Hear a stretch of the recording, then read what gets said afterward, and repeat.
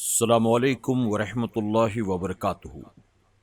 میرے پیارے آقا علیہ الصلوۃ والتسلیم کے پیارے دیوانوں، خاتون جنت حضرت فاطمۃ الزہرا رضی اللہ تعالیٰ عنہا کی کنیزوں، عورتوں کی حکایات اس درس کے 43ویں ایپیسوڈ میں آپ تمام کا استقبال ہے۔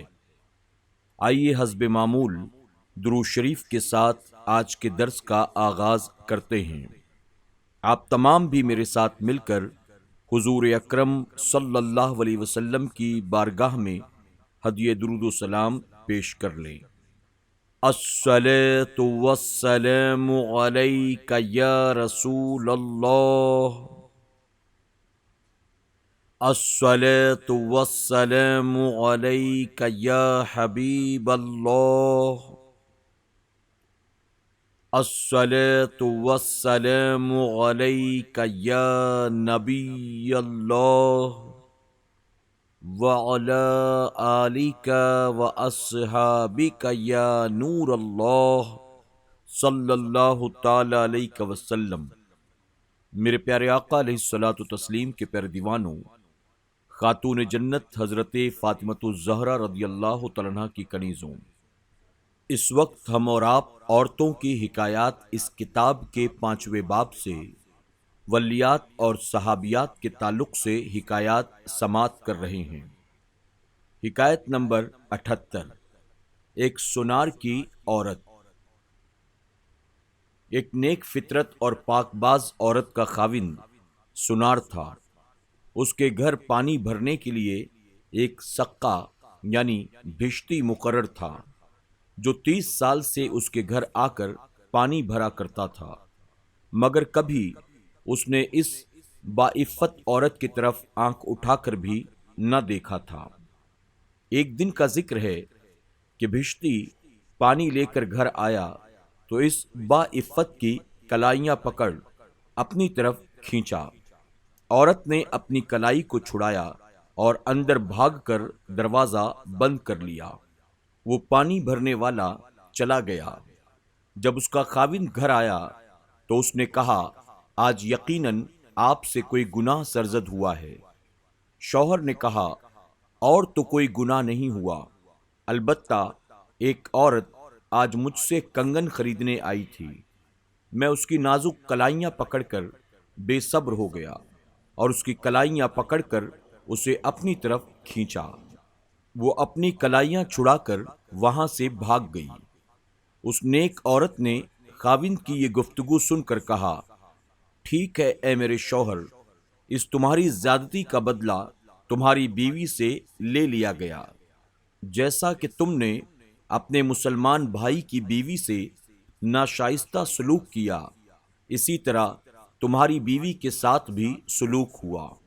صبح ہوئی تو وہ بھشتی اس نیک عورت کے پاس آ کر اپنی ناشائستہ حرکت پر نادم ہو کر معافی مانگنے لگا۔ بلیاقت عورت نے کہا، اس میں تیرا قصور نہیں، میرے ہی خاوند کی نیت بگڑ گئی تھی۔ سبق: حضور اکرم صلی اللہ علیہ وسلم کا ارشاد ہے، تم لوگوں کی عورتوں کی پاک دامانی محفوظ رکھو، لوگ تمہاری عورتوں کی عفت رکھیں گے۔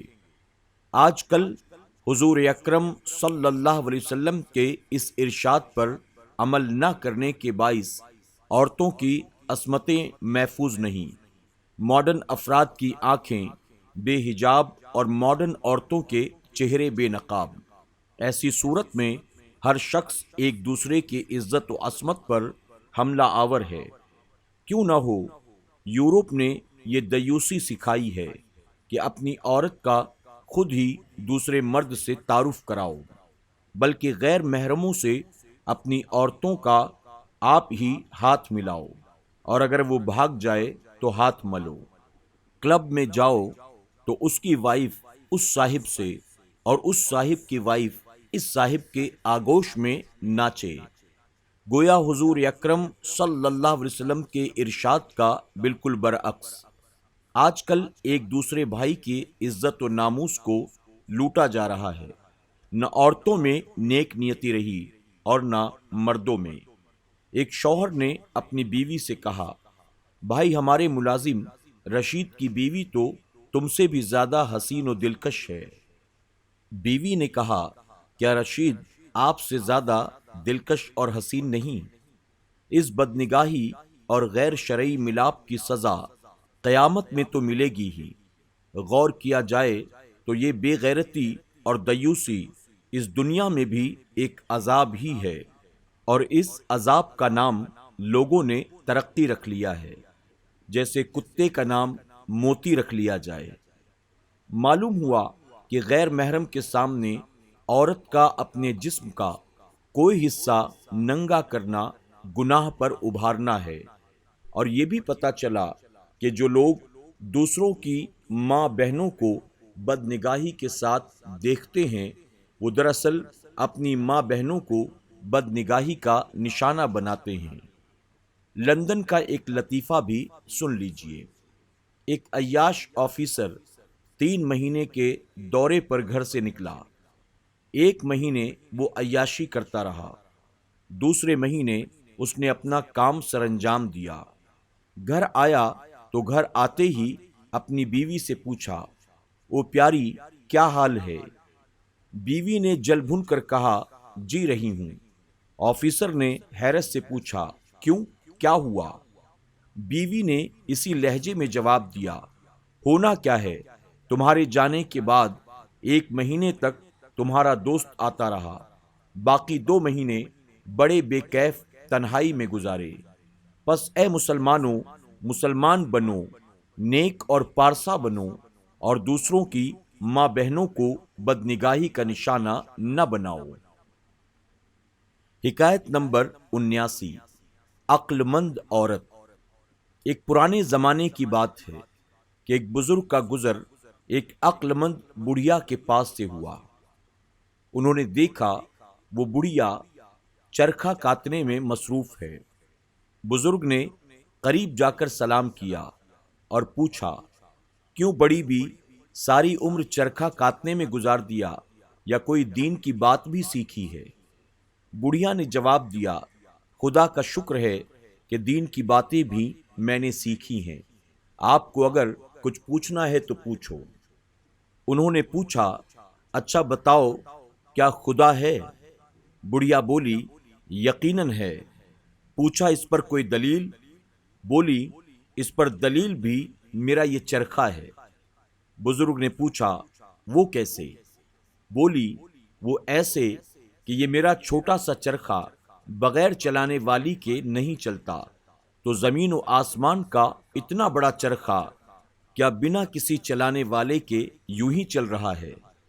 یقیناً اس کا چلانے والا بھی ہے، اور وہی ہمارا خدا ہے۔ بزرگ اس سادہ سی مگر ٹھوس دلیل سے بڑے خوش ہوئے، اور پھر پوچھا، اچھا اب یہ بتاؤ کہ خدا ایک ہے یا 2؟ وہ بولی، ایک۔ پوچھا، اس پر کوئی دلیل؟ بولی، اس پر دلیل میرا یہ چرخہ ہے۔ پوچھا، وہ کیسے؟ بڑھیا نے کہا، ایسے کہ اگر اسے چلانے والی 2 ہوں تو اگر دونوں اسے ایک طرف ہی چلانا شروع کر دیں تو چرخہ تیز گھومنے لگے گا، اور اگر ایک اس طرف اور دوسری اس طرف چلائے گی تو چرخہ چلے گا نہیں بلکہ ٹوٹ جائے گا۔ بس میں نے یہ سمجھا کہ اگر خدا 2 ہوتے تو اگر وہ زمین و آسمان کے چرخے کو ایک ہی طرف چلاتے تو زمانے کی رفتار اس قدر تیز ہو جاتی کہ 12 گھنٹے کا دن 6 گھنٹے کا رہ جاتا، اور اسی طرح رات بھی گھٹ جاتی، اور دن کے بعد رات اور رات کے بعد دن جلدی جلدی آنے لگتے، اور زمانہ جلد از جلد ختم ہونے لگتا۔ اور اگر ایک خدا اس طرف اور دوسرا خدا دوسری طرف چلاتا تو زمین و آسمان کا چرخہ ٹوٹ جاتا۔ اس لیے اللہ رب العزت فرماتا ہے، اگر زمین و آسمان میں دوسرا خدا بھی ہوتا تو زمین و آسمان تباہ و برباد ہو جاتے اور نظام عالم درہم برہم ہو جاتا، مگر آج تک جو نظام عالم کا چرخہ ایک ہی جانب اور ایک ہی رفتار پر چل رہا ہے، اس سے ثابت ہوا کہ خدا ایک ہی ہے۔ پرانے زمانے کی عورتیں گھر کا کام بھی کرتی تھیں اور دین سے بھی آشنا تھیں۔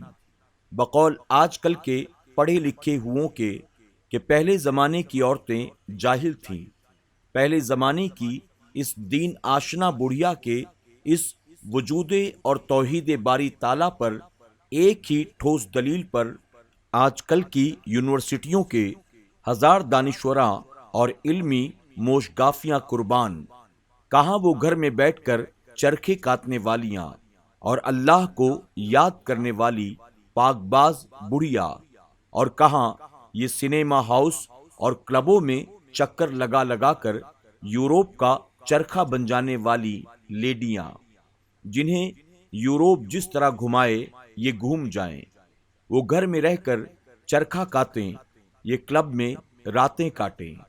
انہیں قرآنی آیات پسند، انہیں فلمی نغمات پسند، انہیں علم دین سے پیار اور یہ فلمی نغمات کی قائل، اور یہ الہاد و کفر پر مائل۔ پرانی بڑھیا اور آج کل کی ماڈرن بڑھیا کے متعلق صاحب کتاب کے 2 شعر بھی سن لیجئے۔ تہذیب نو کے بت کا سراپا ہے ڈینجرس، تہذیب نو کے بت کا سراپا ہے ڈینجرس، لگے ہاتھ اور تلوے ہر ایک عضو لال ہے، نکلی ہے گھر سے بڑھیا بھی بنٹھن کے ناز سے، نکلی ہے گھر سے بڑھیا بھی بنٹھن کے ناز سے، باسی کڑھی میں دیکھیے آیا ابال ہے۔ میرے پیارے آقا علیہ الصلوۃ والتسلیم کے پیر دیوانوں، خاتون جنت حضرت فاطمۃ الزہرا رضی اللہ تعالیٰ عنہا کی کنیزوں، آج کے درس میں بس اتنا ہی۔ انشاءاللہ کل پھر ہماری اور آپ کی ملاقات ہوگی۔ السلام علیکم ورحمۃ اللہ وبرکاتہ۔